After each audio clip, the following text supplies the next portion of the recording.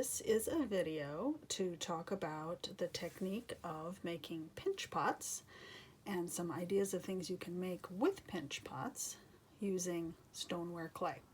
There's another video I made that's more introductory with all the basics of working with this kind of clay and the kit that I sent home. So if you haven't seen that one yet, watch that one first. So for pinch pots, you start with making a completely round ball. And you can make them really any size, but I suggest sort of the size of a tangerine to start with because it's the easiest size to handle until you get good at it and want to go bigger. So you make a round ball with a piece of your clay. Now I'm right-handed, so I put the ball in my left hand, and I take the hand I write with, my right hand, the thumb, and I stick it right in the middle of that ball of clay. Now I'm going to keep it supported in my left hand and start using my outer fingers to pinch the sides, turning it slightly with my thumb in the center the whole time. And you can keep going around.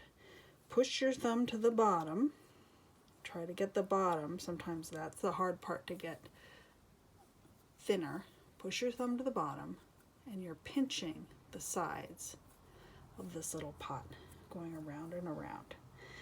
And then you can get it to where the walls, the sides of the pot, are about 1/4 inch thick, about the thickness of your pinky finger, and that's a good thickness.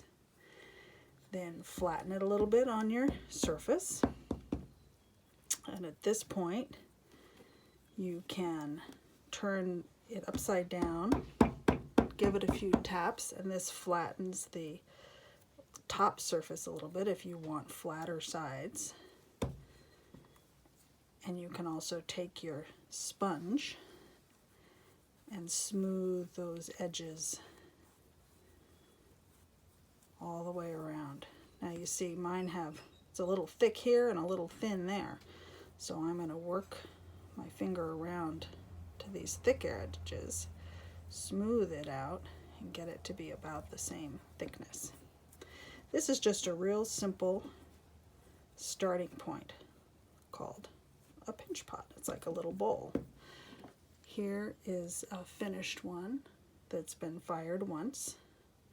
It's just a simple little bowl.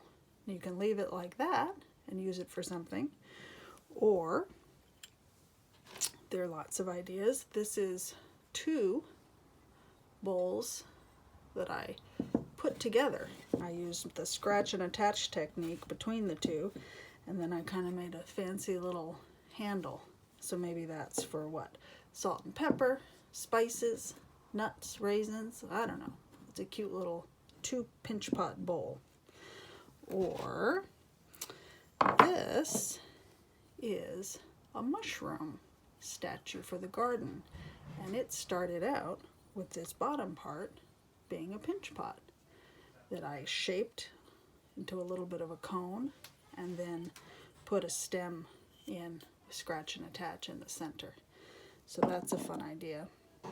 Here's one which is like a cat head, big wide open mouth, and he started out as a pinch pot that I squished that way, and then I gave him tongue, eyes, ears, teeth, like that. But what I really want to show you is how to use pinch pots as a starting point to make larger sculptures, like an animal, like this elephant, which looks like it's a big round piece of clay you start with, but this guy is hollow. It's not solid because that does not fire properly, and it can easily get cracked when it's too solid. So we make it hollow, and the way you make a hollow piece is with putting 2 pinch pots together. So you start with 2 balls of clay that are about the same size, and then you stick your thumb in, and these don't have to be perfect. You're gonna pinch all the way around on one, Do the same with the other, trying to keep the size about the same. Again, I'm kind of doing it quickly. It doesn't have to be perfect, but you want 2 half hollow forms. And then you're going to join these 2 together. But before you do that, you're going to put a little bit of paper inside.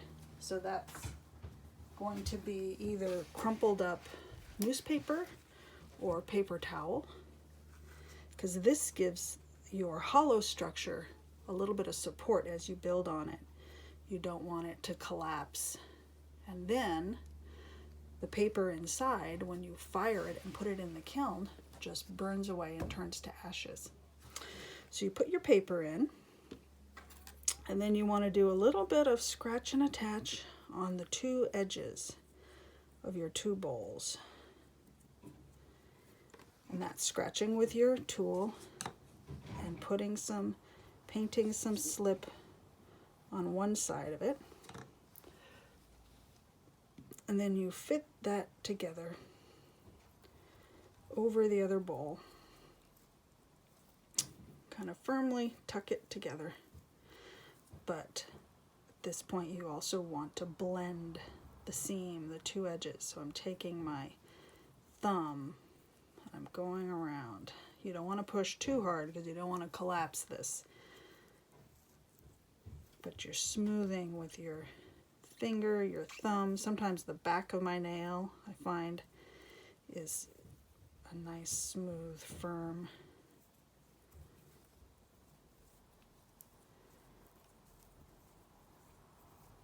Go around and around, smoothing out that line.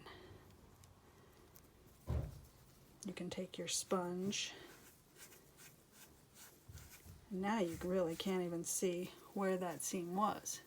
It just seems like a round ball of clay, but inside it's hollow.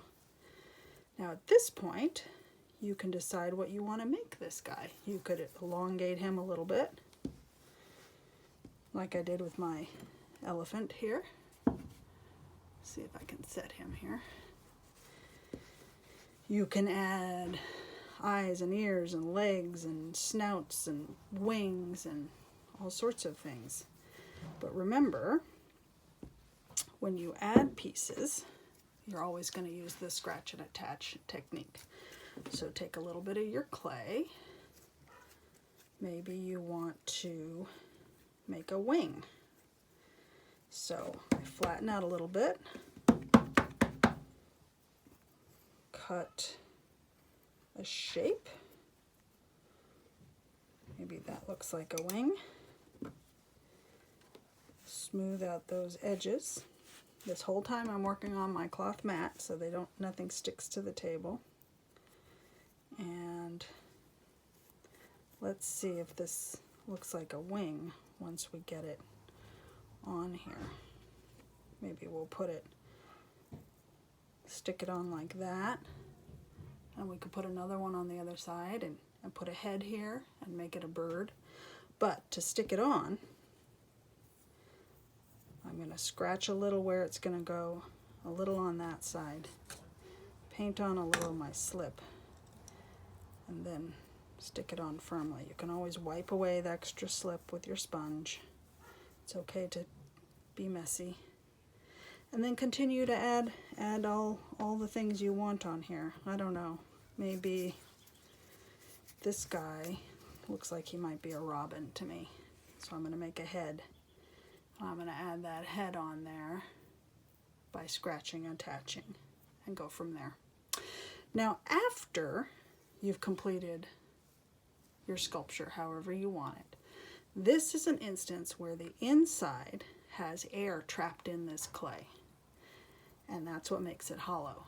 But we don't want it to dry that way because the clay will shrink but the air will not, and that's the way the piece will crack during firing and drying. So find the bottom of your piece or somewhere where you're not going to notice it. Take your cutting tool and just put one tiny little hole that goes all the way to the center.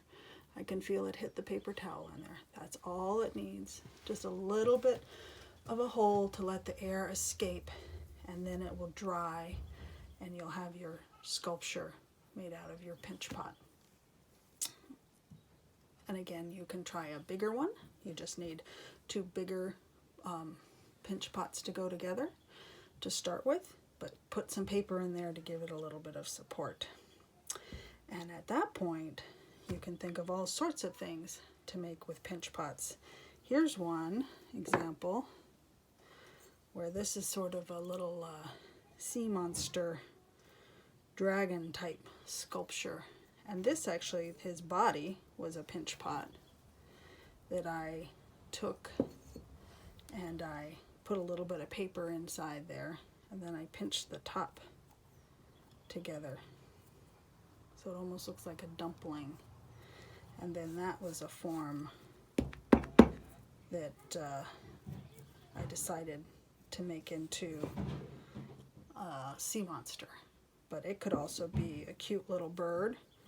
You could bring up his head, or a chicken or something. Maybe put some more feathers, put a couple wings on there. And that all started with a pinch pot.